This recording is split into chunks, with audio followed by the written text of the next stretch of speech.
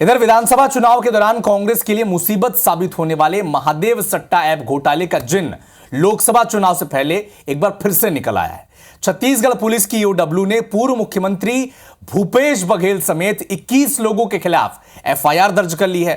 Rajnandgaon Lok Sabha seat से कांग्रेस के उम्मीदवार हैं भूपेश बघेल और उनके खिलाफ दर्ज हुई एफआईआर न केवल लोकसभा चुनाव के प्रचार अभियान में प्रमुख मुद्दा रहने जा रहा है, बल्कि ये भूपेश बघेल के सियासी करियर के लिहाज से भी बेहद अहम साबित होगा।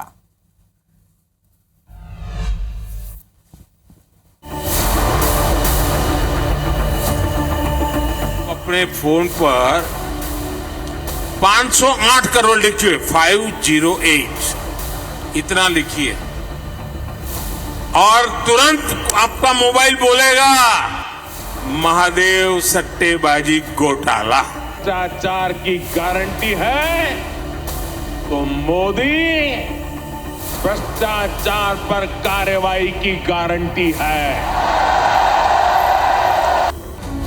और प्रधानमंत्री नरेंद्र मोदी की एक और गारंटी को छत्तीसगढ़ की भाजपा सरकार ने पूरा कर लिया।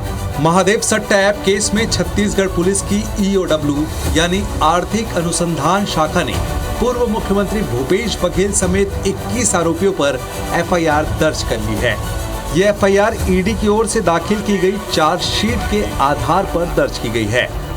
एफआईआर में कहा गया है कि महादेव ऐप प्रमोटर को पुलिस और प्रशासनिक अधिकारियों के साथ प्रभावशाली राजनीतिक व्यक्तियों का संरक्षण प्राप्त था। इस प्रोटेक्शन के एवज में ऐप प्रमोटर्स की ओर से भारी रकम दी जाती थी। ये वही प्रोटेक्शन मनी थी जिसका जिक्र प्रधानमंत्री नरेंद्र मोदी ने अपनी चुनावी सभाओं में किया था। अपने फोन पर 508 करोड़ लिखिए, 508 इतना लिखिए और तुरंत आपका मोबाइल बोलेगा महादेव सट्टेबाजी घोटाला। प्रधानमंत्री नरेंद्र मोदी छत्तीसगढ़ के पूर्व मुख्यमंत्री भूपेश बघेल को जिस 508 करोड़ रुपए प्रोटेक्शन मनी के तौर पर दिए जाने का जिक्र कर रहे थे, इसका आरोप इस ऐप के प्रमोटर शुभम सोनी ने दुबई से जारी अपने एक वायरल वीडियो में लगाया था। इस वीडियो में वो तत्कालीन मुख्यमंत्री भूपेश बघेल को 508 करोड़ रुपए दिए जाने का दावा कर रहा था। जैसा कि मेरा मीटिंग हुआ था सीएम साहब से, तो उन्होंने बोला था कि दुबई जाओ, अपना काम बढ़ाओ और वहाँ मीटिंग करो जाके। तो मैं गया और मीटिंग भी हुआ मेरा कई लोगों से। तो 2 लोग के साथ मेरा यहाँ बिजनेस भी सेट हो गया और अच्छा खासा काम भी बढ़ने लगा, सब कुछ ओके चलने लगा। जैसा सीएम साहब बोले थे सब बढ़िया हो गया। जब मेरा मीटिंग हुआ उसके बाद से मैंने अब तक 508 करोड़ रुपए दे चुका है। हमारे बघेल साहब, बिट्टू भैया और उनके जो लोग हैं उनको मैंने 508 करोड़ रुपए दिया है। महादेव ऐप मामले में पूर्व मुख्यमंत्री भूपेश बघेल का नाम पहले भी सामने आया था, जब पिछले साल 2 नवंबर को ईडी ने असीम दास नाम के शख्स को 5 करोड़ 39 लाख रुपए के साथ राजधानी रायपुर के एक होटल से पकड़ा था। ईडी के मुताबिक असीम दास ने स्वीकारा था कि उसे ये रकम महादेव ऐप के प्रमोटर शुभम सोनी की ओर से छत्तीसगढ़ विधानसभा चुनाव प्रचार में खर्च करने के लिए किसी बघेल राजनेता को देने के लिए दी गई थी। ईडी की चार्जशीट के आधार पर अब ईओडब्ल्यू की ओर से एफआईआर दर्ज कर लिए जाने के बाद भाजपा ने भूपेश बघेल पर चौतरफा हमला बोल दिया है।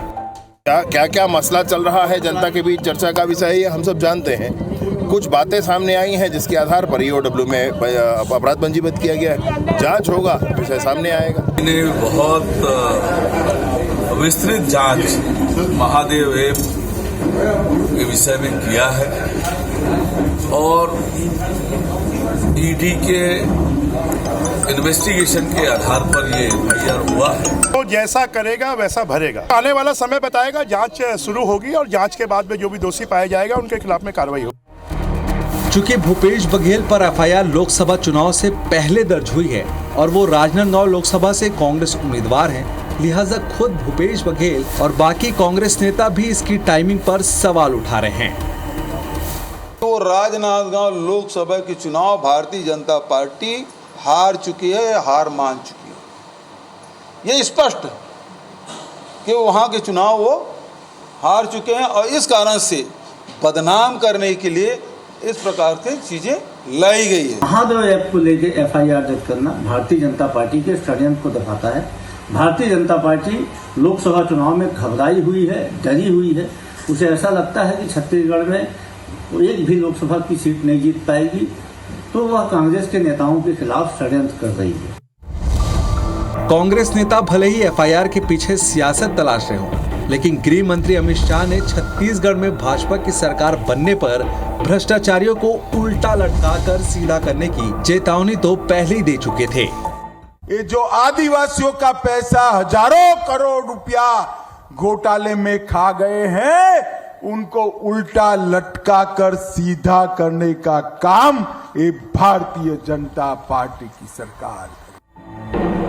बहरहाल महादेव ऐप केस में पूर्व मुख्यमंत्री भूपेश बघेल के खिलाफ दर्ज हुई एफआईआर के बाद शुरू हुई सियासी बयानबाजी से एक बात तो साफ है कि विधानसभा चुनाव के बाद अब लोकसभा चुनाव के दौरान भी ये मुद्दा काफी गर्म रहने वाला है। सौरभ सिंह परिहार के साथ संदीप शुक्ला, IBC 24, रायपुर।